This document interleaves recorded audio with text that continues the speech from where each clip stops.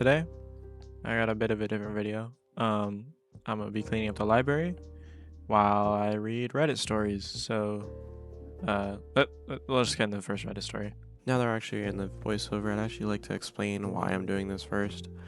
Watched a couple of YouTube videos and got inspired by it. This is definitely completely different from my normal content. Also, people say that my voice is calming and makes them sleepy in the good way. So, why not help people with that? But now, let's actually get into the first Reddit story. My mom, 42 female, walked out on me, 22 female, when I was 5 years old. And she and my dad are no longer together at the time. Very early one morning when I was asleep at her house, she carried me to her car and drove me to my dad's house. I woke up as she was beating and kicking the door until he answered, and she yelled something at him, then told me to get out of the car and make sure I had everything she packed. There were like 2 bags and that was it. I didn't see her again for 16 years. Life was good with me and my dad for a couple of years, but when I was 9, he started acting erratic and not himself. My mom's parents were still in the picture. I tried to help, but my dad was getting worse and worse. My mom's parents, 66 and 68, informed my mom what was going on and she refused to do anything. When CPS finally got involved after dozens of reports from my grandparents, I was already 14. My dad was very unstable and unsafe. My mom was contacted again and didn't want to know about me, so my grandparents took over custody of me. My dad passed away 3 years ago after years of mentally struggling. I never found out why he got so sick suddenly, but he was not the dad I knew for the first 9 years of my life. That had been difficult, but I was lucky to have some family on my side. Back in February, my mom moved her whole family close to my grandparents. My mom had a whole do-over family with a husband, 40s, 50s, and some kids. Not sure how many she had exactly. My grandparents told her she didn't just get to reappear like nothing happened and have everything be okay between them. They pointed out they're abandoning me twice and showing no concern for my safety. She told them that she was planning to make amends with me, but she needs their help. They told her they would need to speak to me first, and I told them I had some questions for mom, so I'd meet her once. My mom gave no answers for why she left or showed no care. She was not very believable when she told me it was the most difficult decision in her life, but I do believe she has regrets. I think her biggest regret is burning the bridge with me, so I won't ever open up a relationship with her family, including her children. And before anyone says it, I know those kids are innocent.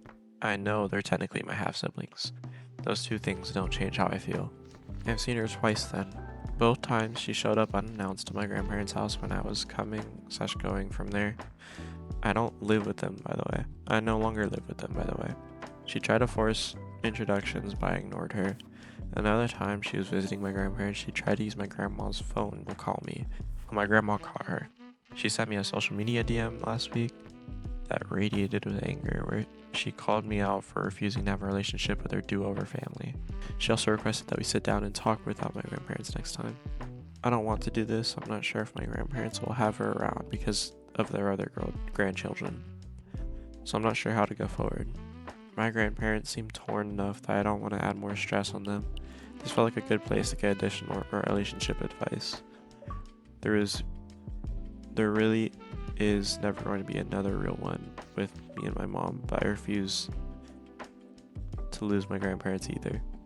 Alright, so me personally, I feel like at that point, I don't think I'd be willing to make amends. Because I feel like if you are leaving your child, maybe the first time, I'd understand if the first time and only one time where she left her dad and then went away and then came back later, because then it's like, maybe there's a good reason. But she did it twice. She also ignored her grandma's calls and her grandparents' calls. She also just completely left and made a new family. She completely just removed you from her life, and honestly just didn't even really look like that she was even thinking about her.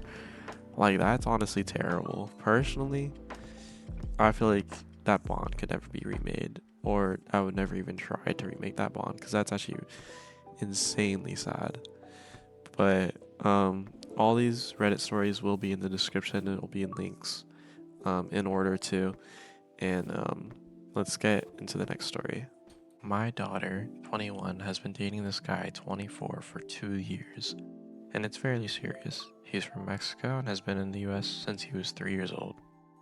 He has a strange phobia for not wanting anyone to see him eat, and it's real.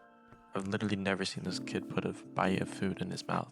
Despite spending a fair time around him, he's thin, but doesn't look unhealthy. The problem is that we take him out to dinner occasionally for holidays or special occasions.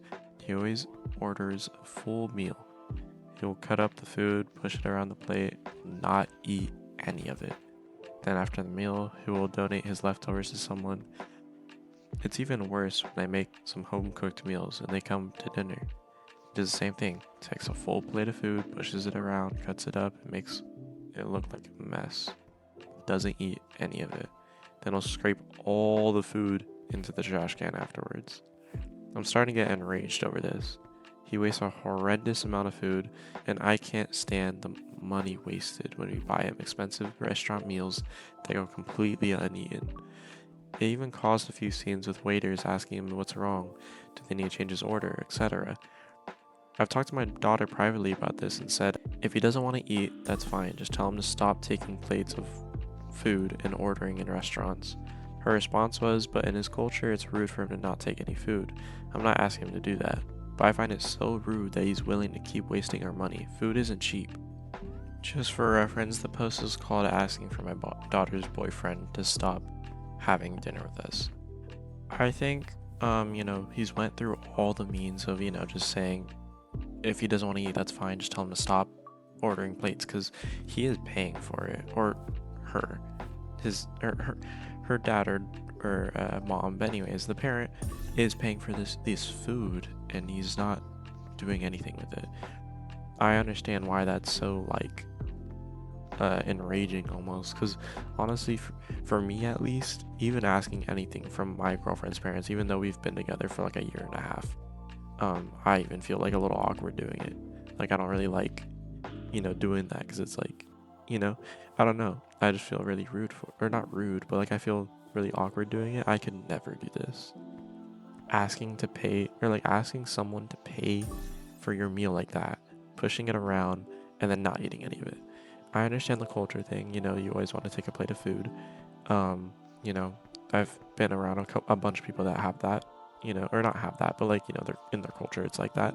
But I just feel like, I like that he donates his food. That's really great for, but like they're buying that food for you and you're not eating any of it, or they're making that food and you're taking it because they essentially made it for, the people that are there.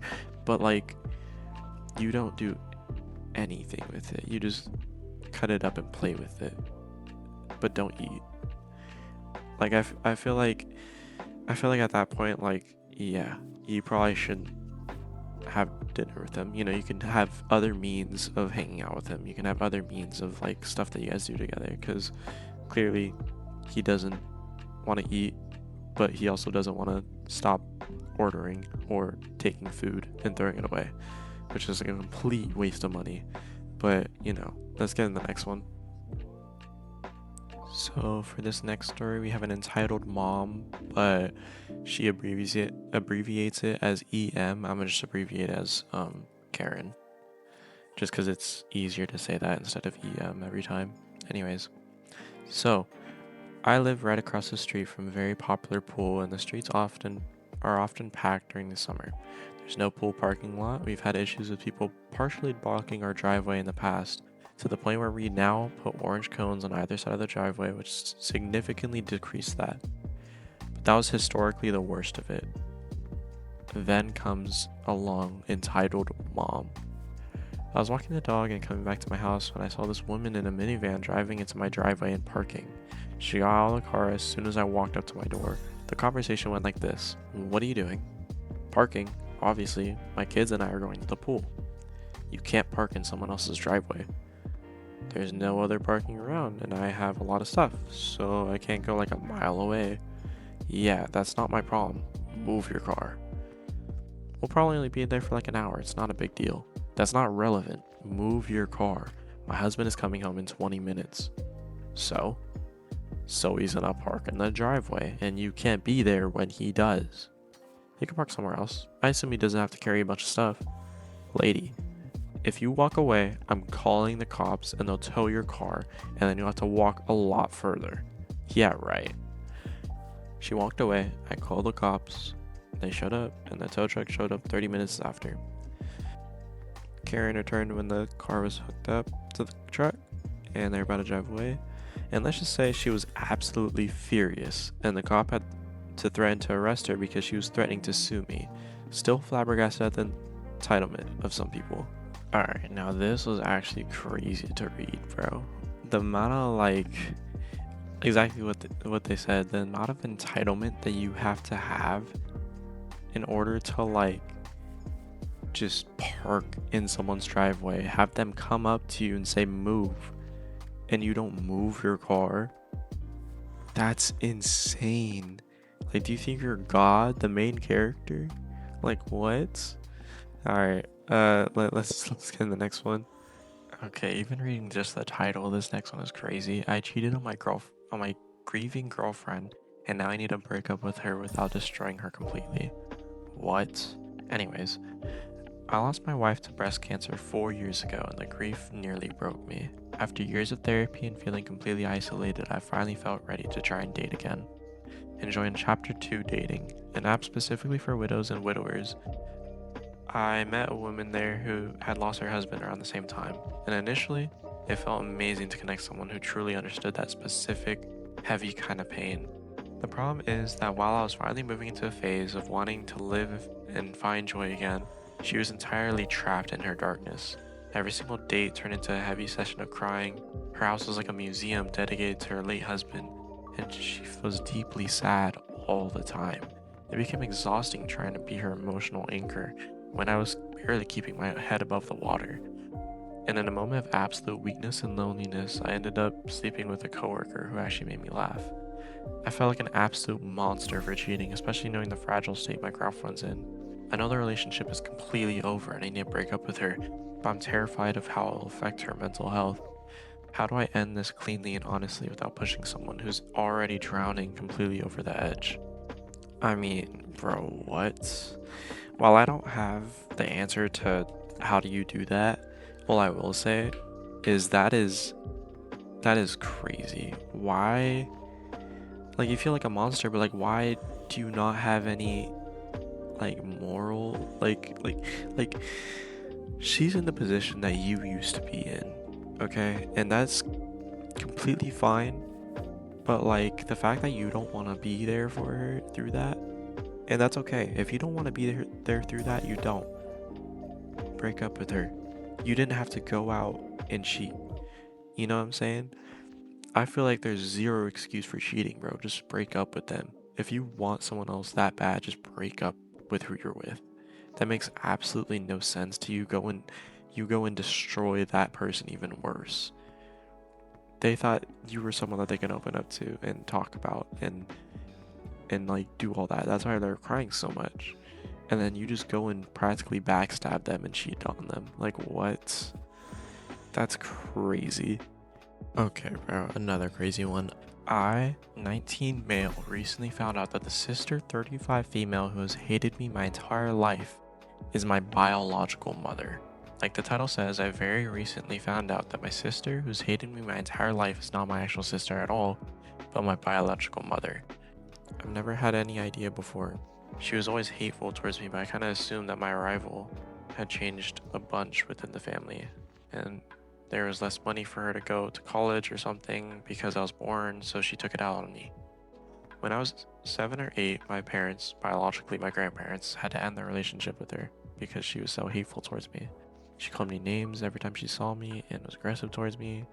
If I sat too close to her, she would tell me to get the F away from her, or she'd push me. She would tell me to leave the effing family because no one wanted me, and I was a disgusting freak. She even tried to convince my other siblings, aunts and uncles technically, to lock me out of the house if my parents weren't home and let me run away.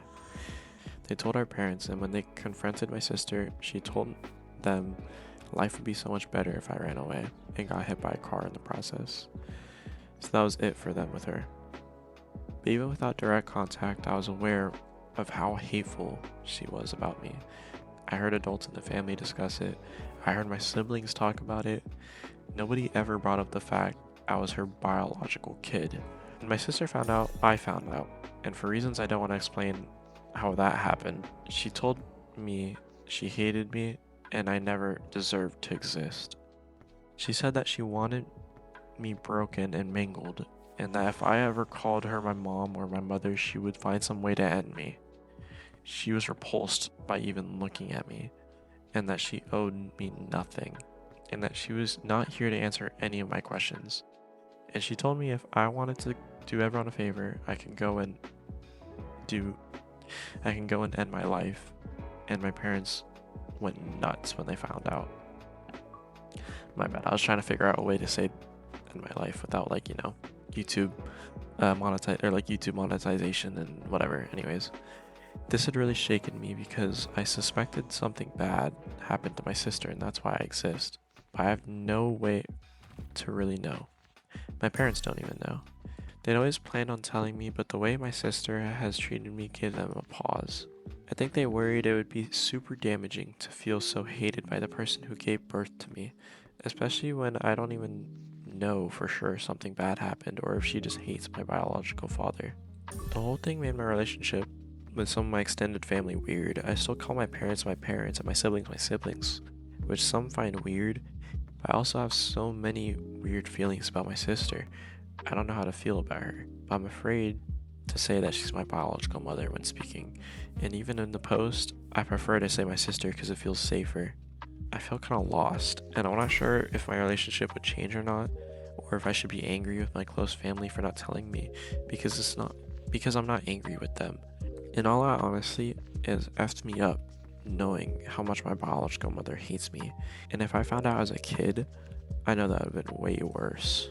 Now, with the ages, that does mean that the sister had him when the sister was 16, I'm pretty sure.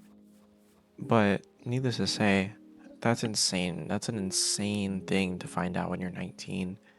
And I feel like it is better that he was older when he learned.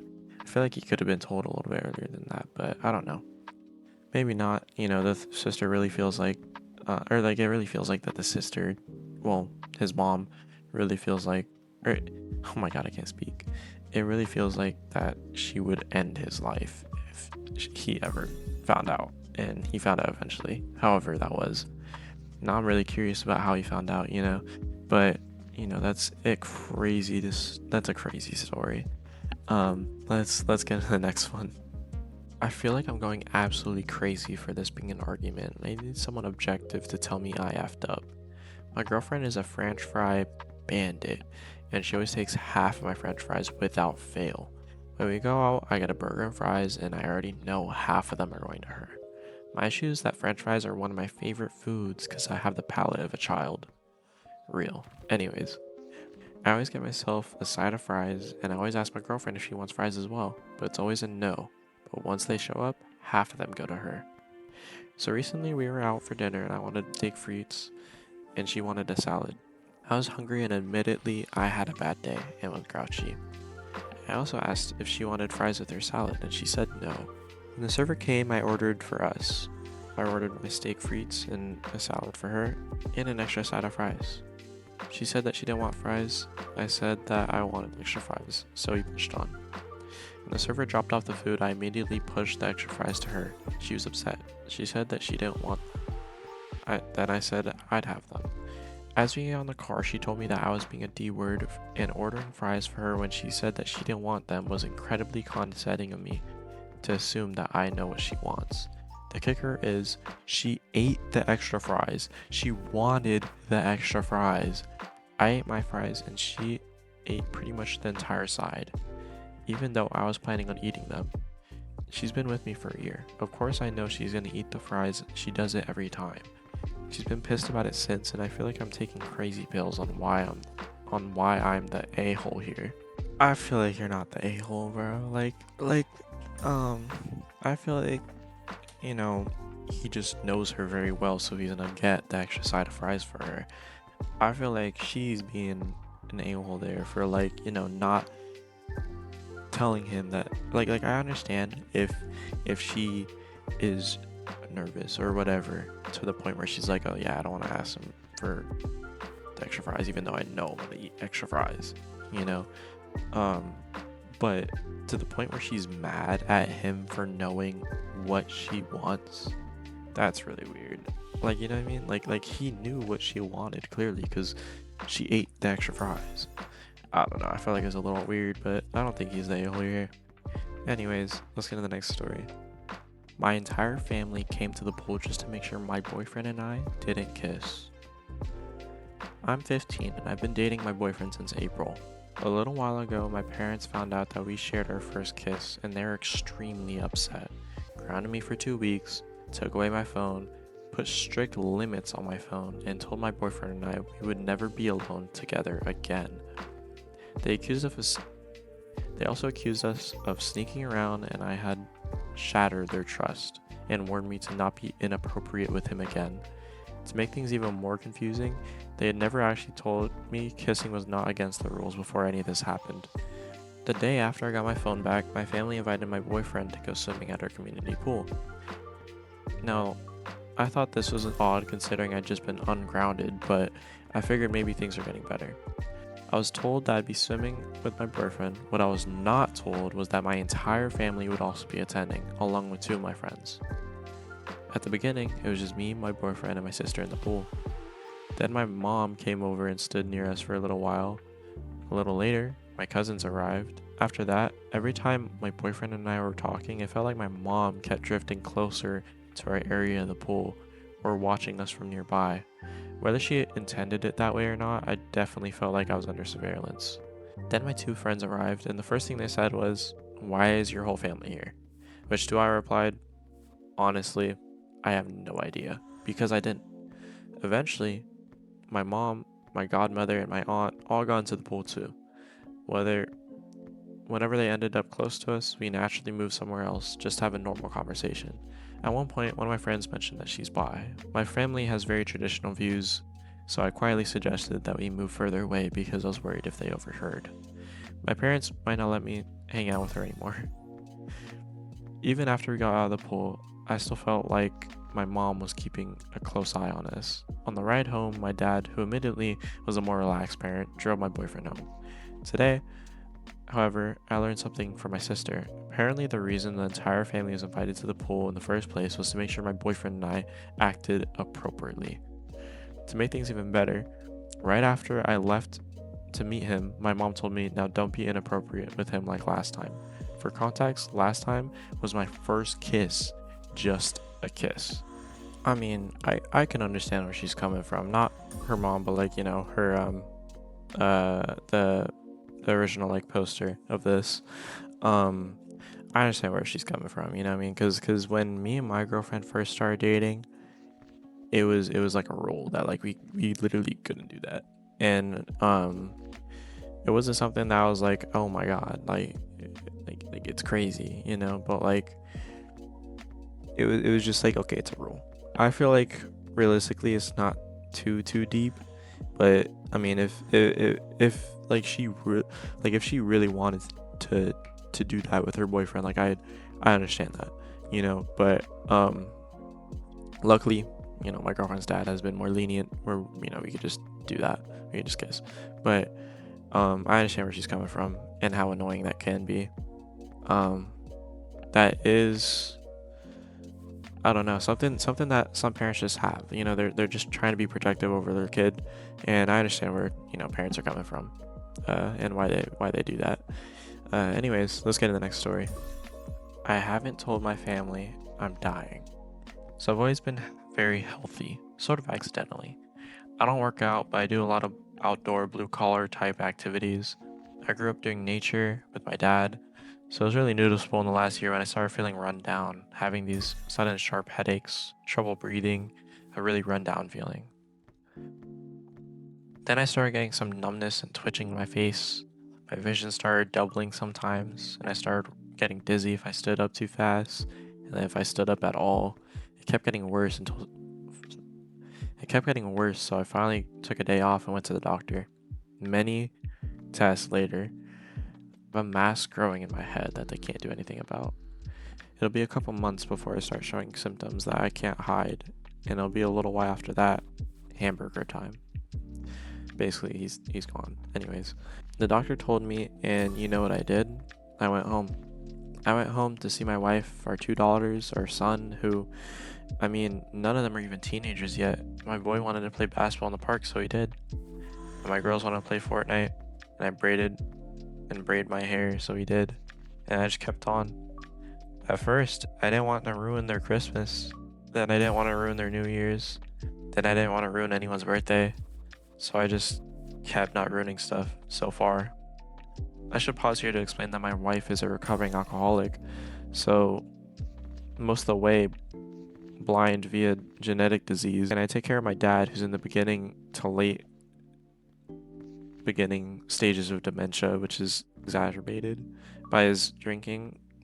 After my mother left him, they were 65, so she couldn't join a traveling band of white supremacists. No, I'm not effing kidding. Wait, wait, what? His mother left his dad to join a traveling band of white supremacists. What? Okay, anyways, we have no other family. It's me taking direct care of a bunch of people who can't fend for themselves. So what happens to them if/when, or well, realistically when I die? Care homes maybe? What about the kids? I have no idea. Right now everyone lives in their own house and poops in their own private bathroom, and it's pretty normal in spite of everything. The second I reveal this, the torpedo to the whole world, just to blow it wide open and let the sea claim what and whom it will, I won't be able to stop it. So I'm sitting here on the 12th night of the 4th month since I found out, and I don't know what to do.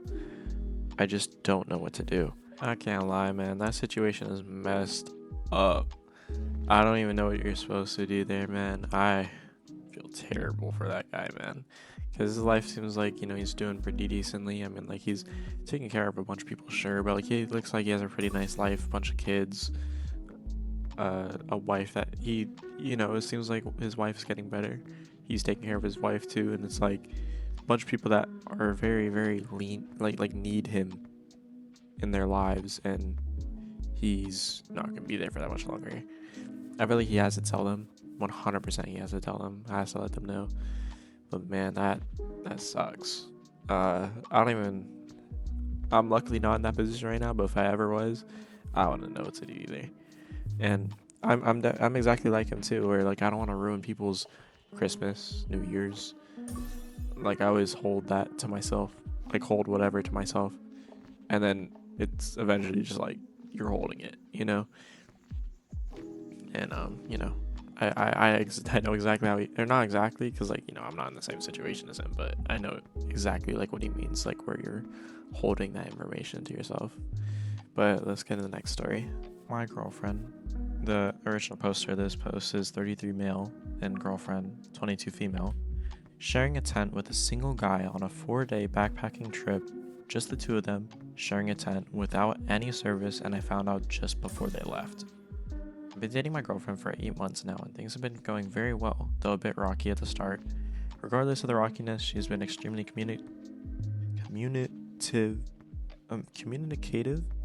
thoughtful, and loyal. I probably said that wrong. Anyways, she had a backpacking trip planned. I'm pretty sure I was invited, but I can't remember exactly. This backpacking trip is 4 days, off trail, and zero service. She left this morning very early. As we were going to bed last night, it turns out she was only going with one guy who I've never met in my life and is also single. They're sharing a tent together in different sleeping bags. She said it was to save weight and they both don't have to carry tents. She's been backpacking with him before, but always with other people, and she trusts him fully, and that he would have never made any sort of move or any of the sort. My initial concern was about her safety with him, and if anything might happen between them, or the potential danger she could be in if he makes advances that she refuses. I was quite surprised by this. I told her I'm not exactly sure how I feel, and that I'd meet the guy in the morning when he picked her up, and hopefully that'd appease me. I wake up, walk to the car, meet the guy, and the guy can't look at me in the eyes, can barely say a word to me. I got completely bad vibes from him. Personally, or perhaps it was him being nervous meeting her boyfriend, not entirely sure. After they leave, I message her saying this and that I didn't feel good about his intentions being pure. She assures me that he's fine and maybe it's just his nervousness. He's pretty mild-mannered generally. A couple hours later, as I wake up and clear my mind, I start thinking about things. I realize that I'm most hurt and confused by the fact that she didn't mention anything prior. I've never been a jealous type and I've been really chill about things up until this point, but sharing a tent or bed or anything of the sort always a topic that's touchy with many couples. So the fact that she didn't bring up anything until it was already too late was very difficult for me. We even have weekly check-ins to bring up how we feel in the relationship and bring up things about this, and this has never came up before. All this happening right as she was losing service. She was extremely apologetic. Feels awful about everything, admits she messed up, and said they tried to invite other people and didn't fully realize it was just the two of them. And things kind of snuck up on her. Things didn't really conclude before she lost service. She's always been honest and trustworthy, but I'm extremely uncomfortable with this whole thing. How do you recommend I deal with the situation when she gets back? And is there anything you can recommend I do in the meantime to ease the nerves? That situation is so messed up, bro. I mean, all these situations have been really messed up anyways. I feel like, her not even telling him that she's gonna be sharing a tent with another dude by themselves the night of them doing it, like them going and leaving, that's insane. That's actually insane. Again, like he said, a topic that whenever one of the partners always is gonna go and sleep in a tent with someone, it's something that they bring up. It's something that they talk about. It's not something that you just go and do. Especially night of, when you tell them like that's crazy, because some people they would rather you tell them, or they wouldn't want you to do that. If that, I don't know, that's just a bit weird, especially it's just them two. Who knows what that guy's gonna do? He doesn't know him, he doesn't trust him. Maybe she does, but I mean, I don't know, I just find it a little odd that I feel like you tried inviting other people, and maybe if this guy was invited and then he just I don't know, I feel like I can't even put an opinion on this, because it's just weird all around. I don't know how to explain it.